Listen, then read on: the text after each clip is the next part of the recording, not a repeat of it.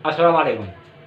मोहम्मद सिद्दीक मिठू बाबा आला वो तो किसो एहसान भलाई नसीब बाग अकुल मसरूर शाद आबाद।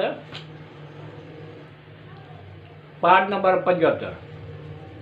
उन वक्त जनाब फातिमा सलाम जिन खां कंहिं पुछियो इहा कहिड़ी ॻाल्हि हुई जो हज़रत सल्लल्लाहु अलैहि वसल्लम तव्हां सलाम जिन जे कन में छा चयो हुयो।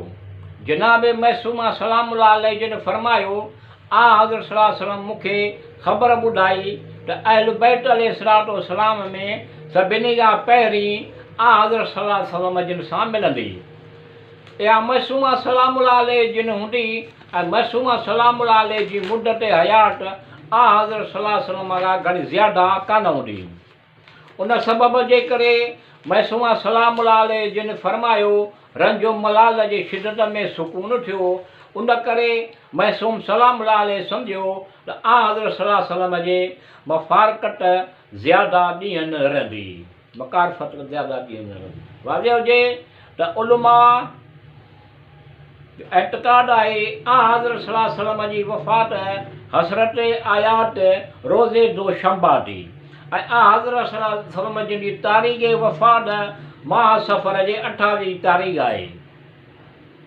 उलमान जे अक्सरियत 12 रबियल अव्वल सां बयानु कई आहे। उमिरि 63 साल, हिजरत जो 10 साल हुयो। तफ़सीर इमाम हसन असगरी में मज़कूर आहे त माण्हुनि जनाब अमीरुल मोमिनीन जिन खां पुछियो जनाब मूसा अलैहिस्सलाम जे मौजज़े वांगुरु जनाब रसूल ख़ुदा जे जूं जिन खे मुइजज़ो ॾिनो वियो आहे त तौरेत क़बूल न करण ते बनी इसराइल जे मथां जबल तूर लटकायो वियो। हज़रत सल्लल्लाहु अलैहि वसल्लम जिन फरमायो बेशक उन ख़ुदा जी कसम जंहिं हज़रत सल्लल्लाहु अलैहि वसल्लम जिन खे हक़ सां गॾु मबूस फरमायो त को बि मौजूदो हज़रत आदम अलैहिस्सलाम खां आख़िर पैगम्बर सल्लल्लाहु अलैहि वसल्लम ताईं कंहिंखे बि ख़ुदा कोन ॾिनो जंहिंजो को मिसाल या उन खां बहितर हज़रत सल्लल्लाहु अलैहि वसल्लम जिन खे अता हुजे। बेशक उन जो मिसल जेको तव्हां दरियाफ़्त कयो आहे हज़रत सल्लल्लाहु अलैहि वसल्लम जिन खे अता फ़रमायो आहे ऐं इहो ई आहे हज़रत अलैहिस्सलाम जिन फरमायो ऐं इहो ई आहे त जॾहिं पैगम्बर ख़ुदा मके में इज़हार दीन हक़ फरमायो त अहल अरब हज़रत सल्लल्लाहु अलैहि वसल्लम जिन जा दुश्मन थी पिया ऐं हर हीले ऐं तदबीर सां हज़रत सल्लल्लाहु अलैहि वसल्लम जिन खे दफ़ा करण जी कोशिशि करणु लॻा ऐं पहिरियों शख़्स अलैहिस्सलाम आया जेको हज़रत सल्लल्लाहु अलैहि वसल्लम जिन ते ईमान आंदो।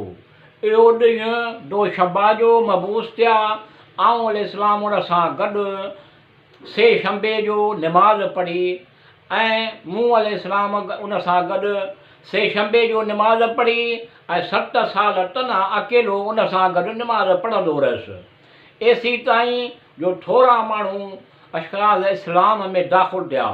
उन खां पोइ ख़ुदा संदनि दीन खे कुवत ॾिनी। हिकु ॾींहुं हज़रत सल्लल्लाहु अलैहि वसल्लम जे ख़िदमत में हाज़िर थियुसि।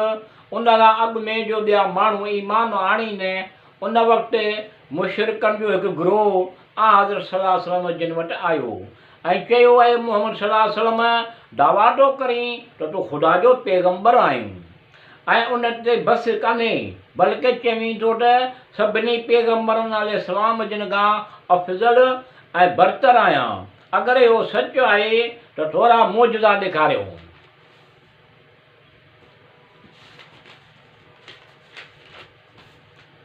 कुझु मौजज़ा गुज़िरियल पैगम्बरनि जे मौजज़नि वांगुरु हुजनि तव्हां सल्लल्लाहु अलैहि वसल्लम जिन खां ॾिसणु चाहियूं था असांखे ॾेखारियो।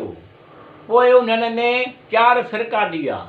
हिकु फ़िरके मौजज़ो हज़रत नूह अलैहिस्सलाम तलब कयो उन संदसि क़ौम खे ग़रक़ करे छॾियो ऐं ख़ुदि मोमिननि जे कश्तीअ में निजात हासिलु कई। ॿिए फ़िरके चयो असीं मौजज़ो हज़रत मूसा अलैहिस्सलाम जे वांगुरु मौजज़ो चाहियूं था जहिड़ी तरह उन्हनि साहबनि जे सिर ते जबल खे बुलंद कयो त उन्हनि अतात कई। टे फ़िरके चयो त असांखे मौजूदो हज़रत इब्राहिम अलैहिस्सलाम जिन जे वांगुरु ॾेखारियो त उनखे बाहि में विझी छॾियऊं ऐं बाहि उन ते थधी ऐं सलामतीअ जो बास थी वई। चोथे फ़िरके चयो असां मौजूदो हज़रत ईसा अलैहिस्सलाम जिन वांगुरु असांखे मौजूदो हज़रत ईसा अलैहिस्सलाम जिन वांगुरु ॾेखारियो। इहो माण्हुनि खे